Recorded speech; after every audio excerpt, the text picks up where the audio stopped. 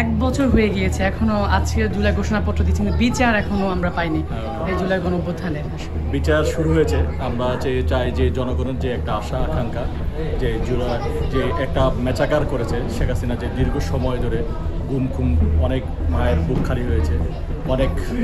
জনশক্তি মানুষ এখনও তার সন্তানকে খুঁজে পায়নি, সেই বিচারগুলো হবে। এবং দৃশ্যমান কার্যক্রম, আমাদের যে ট্রাইব্যুনাল গঠন করা হয়েছে সেখানে যে দৃশ্যমান বিচার কার্যক্রম শুরু হয়েছে। আমরা আশা করি এই সরকার যদি এবং জনগণের কাছে যে জবাবদিহিতা, সেই সরকার যে ম্যান্ডেট, একটা সাধারণ মানুষের কাছে যে একটা ম্যান্ডেট নিয়ে তারা এই সরকার গঠন করেছে,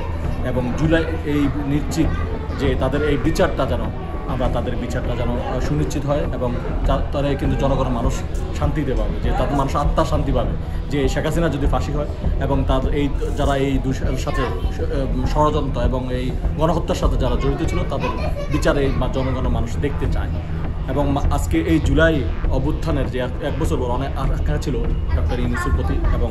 সেই আলোকে এই সরকারের যারা উপদেষ্টা মণ্ডলীতে ছিল, যারা অনেকেই আছে যারা এই জুলাইয়ের সাথে তারা অন করে না,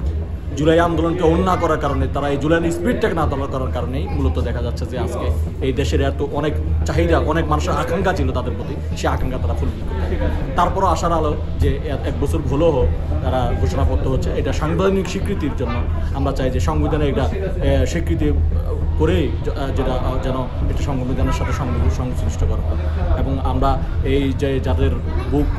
যারা মৃত্যুবরণ করেছে তাদের আত্মা